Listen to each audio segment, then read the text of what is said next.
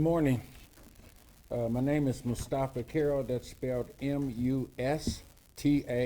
Last name Carroll, Carroll. I'm the executive director for the CARE Texas Dallas-Fort Worth chapter of the Council on American Islamic Relations. And I'm going to read our statement to you, and afterwards we'll welcome Representative Boljani up. He'll make a statement, and then after that, we'll have questions and answers. Right, got it? All right. All right, so the Texas chapter of the Council on American Islamic Relations, CARE Texas, the nation's largest Muslim civil rights advocacy organization today, calls upon state and federal law enforcement authorities to investigate an allegedly bias-motivated murder attempt targeting Muslim children in Euless, Texas, as a hate crime, and to take all precautions to keep the family safe and the Muslim community safe. The alleged attack reportedly occurred on Sunday, May 19th, at the family's apartment complex swimming pool area. Mrs. H, we'll call her because she doesn't want to be known, the mother, who wears hijab, which is an Islamic headscarf, and modest swimwear, was watching her children in the shallow end of the pool when a white American woman entering the swim pool area. The alleged attacker reportedly approached the mother with racist interrogations, then jumped into the swimming pool and grabbed the children and to take to the deep end of the pool to allegedly drown them. The mother, Miss H, reportedly jumped into the pool to save her children. According to the mother, the 6-year-old son was able to escape, but her petite 3-year-old daughter was unable. The alleged attacker snatched off the mother's headscarf and used it to beat the mother with, as well as kicking her to keep her away from forcing her child head underwater. Miss H stated that an African-American man helped rescue her daughter from the attacker, and more people gathered and witnessed the event. Cuffed and taken away by the police officer, the attacker reportedly shouted to a bystander woman who was calming the mother down, "Tell her, quote unquote, tell her I will kill her and I will kill her whole family." CARE Texas Austin Operations Manager Shema Sayan said, "We're seeing a new level of bigotry here where a person deeply believes that they get to decide based upon religion, spoken language, and or country of origin whose kids deserve to stay alive and whose don't.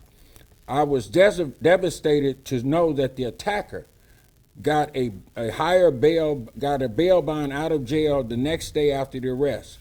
We asked for a hate crime probe, a higher bail bond, and an open conversation with officials to address this alarming increase in Islamophobia, anti-Arab, and anti-Palestinian sentiment."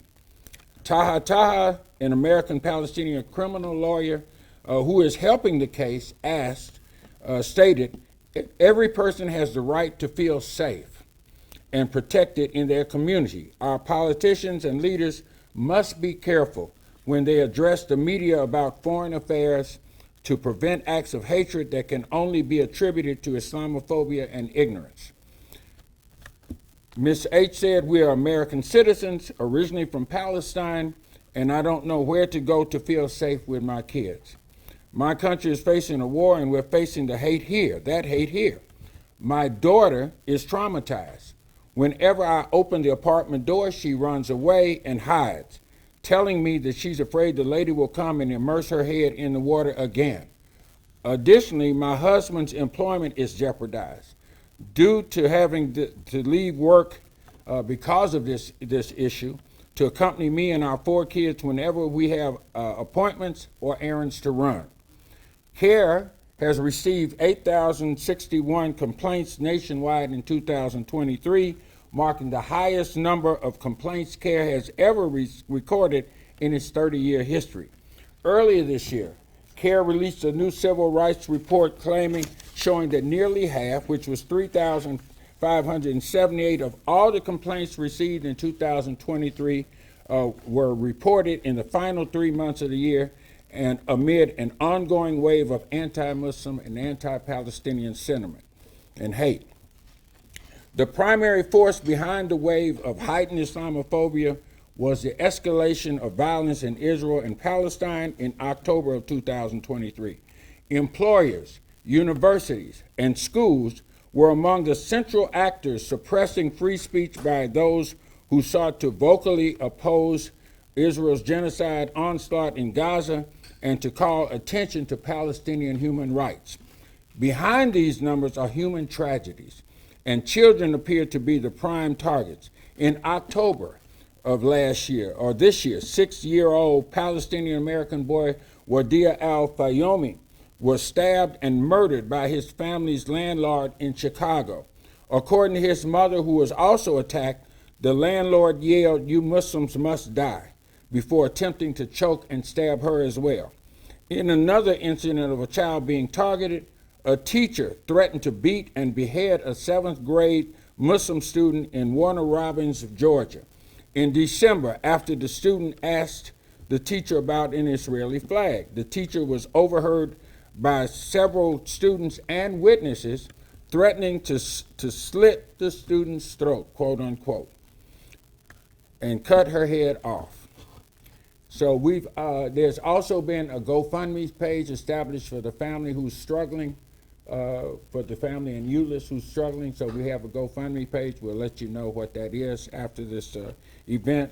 But that's the end of our statement. I'd like to introduce our state representative, Representative Salman Bojani, who was born in Pakistan to a large family and immigrated to Texas as a teenager.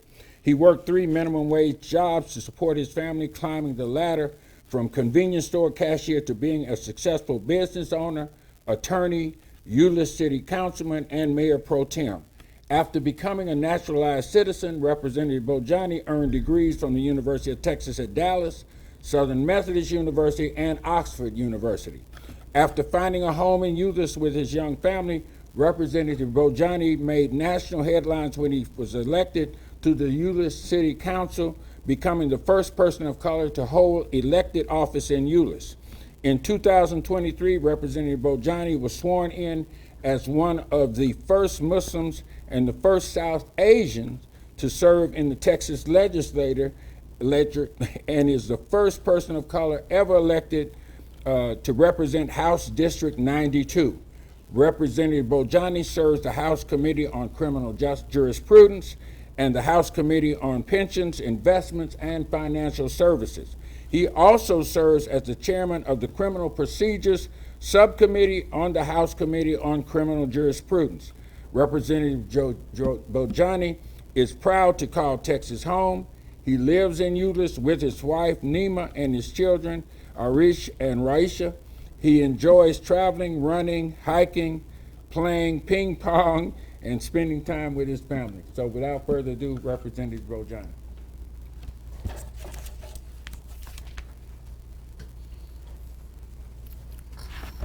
Thank you very much, Mustafa. My name is Salman Bojani, and I serve as a Texas State Representative for House District 92, which includes parts of the city of Euless. I'm shocked and appalled by this alleged racist, Islamophobic occurrence that took in my town. Hate has no place in Euless, District 92, or anywhere in our great state. The trauma and pain this has caused for the immigrant community broadly and Muslim community more specifically cannot be understated. Hate against one community is hate against all of us, and we can't sit around and let crimes like these become the norm in our great state of Texas. I'm honored to be joined here today by a variety of community members from different faith organizations, including Buddhist, Christian, Jewish, and the Sikh community. Regardless of our faith background, we as members of different faith traditions all stand in solidarity against the hate that took place in Euless. The Texas I know is made up of everyday people who rise up, like the gentleman who rushed to the aid of mother and the children in need and helped to save them from this horror that should have never taken place. Actions of these individuals who were present at this pool, who worked together to either call for help, alert authorities, or bravely jumped in to save a life. Neighbors helping neighbors. That's the Texas I know. This is an ongoing investigation. I want to thank Euless Police Chief Mike Brown and the Euless Police Department for quickly apprehending the assailant, and I extend my service and the service of my office to the family who has undergone this horrific experience. My office and I have personally spoken to the mother, and I want to assure you, as I've assured her and her family, that I am with you. There is no place for hate in this city, in this state, in our country. My office and the City of Euless will continue to monitor the situation as it develops further. Thank you very much.